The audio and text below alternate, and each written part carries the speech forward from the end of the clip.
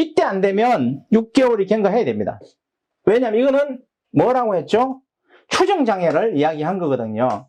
추정장애. 이야기했는데 안 됐다 그러면 후차적으로 어떻게 되냐면 6개월이 경과돼야 됩니다. 경과되고 뭘 해야 되느냐? 후유장애를 진단서를 제출해야 돼요. 제출하고 주장해야 됩니다.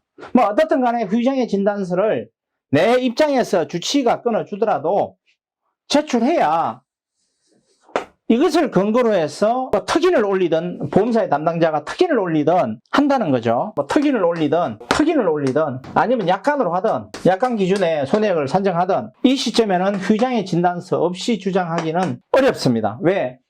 6개월이 경과됐음에도 후유장애를 못 끊으면 후유장애 없는 거잖아요. 이렇게 본다는 거죠. 보험사는. 충분한 논리가 타당하기 때문에 이 시점에는 후유장애 진단을 끊고 제출해야 됩니다. 자, 그러면 이렇게 제출하고 나서 손해액을 산출한 거죠. 이러면 다시 위에서 말한 대로 손해액 산출했어요. 손해액 산출했어요.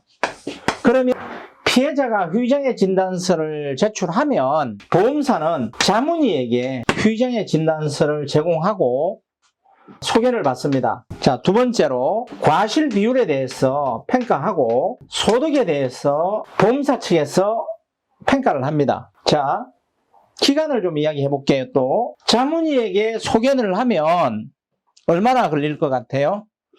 자문의가 보험사에서 자문해 주세요 라고 해서 바로 서류 제출하면 네 알겠습니다 그러고 하루 만에 3일 만에 일주일 만에 15일 만에 해주지 않습니다. 통상 한 달 정도 걸립니다. 자, 그러면 한 달 걸린다고 했죠. 이제 동그라미 그리겠습니다. 한 달 걸립니다. 그 다음에 이 자문의의 자료를 가지고 과실 비율하고 소득하고 적용해서 위로 결제가 나에게 결제를 맡아야 되겠죠. 그러면 이것도 위로 올라가는 기간 뭐 한 달 정도 최소한 소요됩니다. 자, 후유장애 진단 끊는데도 뭐 경과했다고 바로 끊을 수 있는 게 아니니까 스케줄 잡고 하면 이것도 최소 한 달 정도 최소 걸립니다. 후유장애. 그러니까 피해자 측에서 후유장애를 가지고 계산하고 손해를 사정하고 하는 서류를 모으고 하는 기간이 최소 한 달 걸리고 보험사도 이렇게 한 달 걸리고 자문 받는데 한 달 걸리고 또 결제를 맞는 기간 한 달이 걸린다고 보면 3주 한 달로 잡고 한 달, 두 달 총 합해서 6개월이 경과했고 7개월, 8개월, 9개월 정도가 되어야 정상적인 손해배상액을 요구해서 받으려면 이 정도는 되어야 서로 손해배상액에 대한 분쟁을 시작할 수 있고 주장을 할 수 있는 시점이 온다는 거죠. 그 전까지 자문의에게 소개받고 있는 중간에 왜 합의금 안 주냐고 이야기하면 보험사가 줄 수 있겠어요? 없겠어요? 협상 테이블에 못 나오겠죠. 이미 준비가 안 돼 있으니까.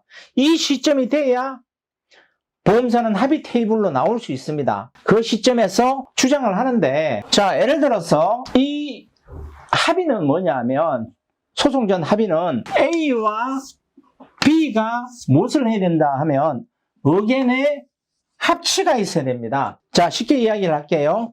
6개월을 경과해서 손해액을 계산을 해봤더니 피해자 측에서 봤을 때는 한 5천만 원 정도 손해액이 산정이 됐다고 보자고요.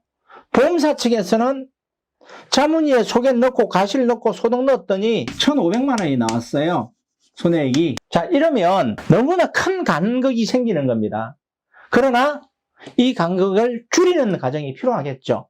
자, 왜냐? A와 B의 의견이 합치되지 않으면 이건 합의가 이루어지지 않습니다. 근데 이 간극을 줄이는 부분이 그냥 나 얼마 주세요? 그냥 주장만 해서는 간극이 안 줄어듭니다. 과실에 대한 부분도 경험치 또는 판례 그리고 과실을 줄이는 부분에 대해서 주장.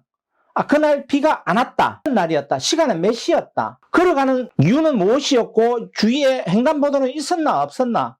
차의 속도는 얼마였나. 이렇게 해서 나한테 유리한 쪽을 주장해서 과실을 줄여나가는 거죠. 즉 말해서 보험사는 2차선 도로를 그냥 무단횡단한 과실에 대해서 뭐 30%를 주장했다. 피해자 측에서는 10%를 주장했다. 그러면 그 간격을 줄여나가면 15%의 과실이 나올 수도 있는 거고 20%의 과실도 나올 수 있는 거죠. 그렇게 접근을 하는 거고 과실에 따라서 엄청나게 손해액이 달라질 수 있습니다. 휴장에 대한 부분도 그 간격을 줄이는 부분에서 무조건 주장할 수는 없습니다. 기준이 있기 때문이죠. 자, 이 기준은 뭐냐면 이제 프로적인 영역이 들어가는데 보험사의 책임자도 피해자도 결국은 무엇을 알아야 되냐면 이게 의견 합치가 안 될 경우 뭐 한다? 소송한다는 거죠. 소송 갔을 때 어떻게 판결될 것인가에 대한 추정이 나와야 됩니다. 그러지 않으면 그냥 A는 B에게 메아리를 던지는 거고 A가 피해자입니다. 메아리만 던지면 B는 받아들이지 않겠죠. 그러면 의견 합치 안 되는 겁니다. 자, 물론 여러 가지 경우의 수는 좀 있습니다.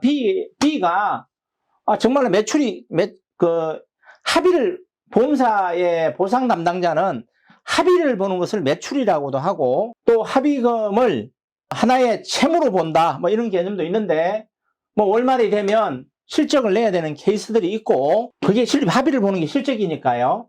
있고 뭐 등등의 사유들이 있는데 뭐 그래서 조금은 뭐 불합리한 부분도 일부는 받아줄 수는 있습니다. 그러나 결론은 뭐냐면 소송 갔을 때 얼마 받을 것인가를 추정해서 이야기가 이루어지는데 장애는 소송에서 얼마 정도로 인정할 것이며 소송에서 가실은 어느 정도 인정할 것이고 이것을 금액으로 산출했을 때 특인가를 적용하면 얼마이고 뭐 등등의 전문적인 영역을 가지고 이 간격을 줄여나가는 겁니다. 5천만 원과 1,500만 원의 간격을 줄여나가는 거죠. 그렇게 해서 의견이 합치되면 전문가는 이미 보험사는 알겠죠. 뭐 대한민국 이 보험사 직원들이 수없이 많은 교육과 경험칙을 가지고 있으니까 소송 갔을 때 어느 정도 그리고 보험사에는 송무 파트가 있어서 추정합니다. 그리고 그 금액이 간격을 줄이면 그 금액이 결정이 됩니다. 물론 5천만 원 주장한다고 해서 소송에 절대 5천만 원 나오지 않습니다. 왜냐하면 소송 가면 또 많은 변수들이 발생하기 때문에 그래서 이 간격을 줄이는 기간이 필요하다. 근데 줄이는데 얼마나 걸리냐? 자, 이 간격을 줄이는데 얼마 걸린다? 뭐 많게는 적게는 2개월에서 많게는 4개월도 걸립니다. 기다려야 된다는 거죠. 이 합의 과정을 한 단계 밟아가야 되고 좀 지루한 싸움일지라도 정상적으로 내가 손해본 것을 받으려고 한다면 제가 제대로 받는다는 건 무엇을 이야기한다? 법률상 손해액을 제대로 받는다라는 거예요.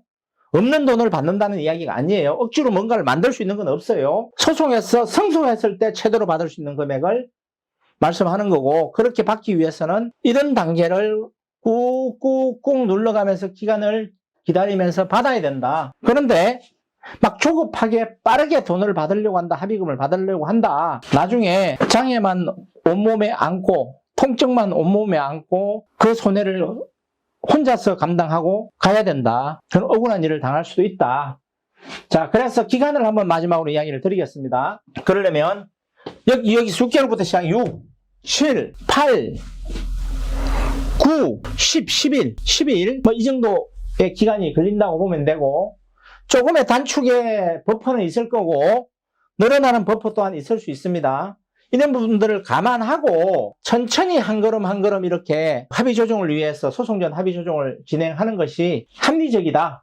그리고 이렇게 해야 된다라는 것을 알려드리는 거고 참고로 제가 여기 빨간색으로 공제조합이 있고 거기에 국토해양부가 있는데 그 위에 상위기관으로 있는데 왜 공제조합은 이렇게 뺐나? 참 합의가 안 이루어집니다. 이유가 있습니다. 이 부분에는 뭐 공제조합이 뭐 나쁜 사람이다 뭐 이런 게 아닙니다.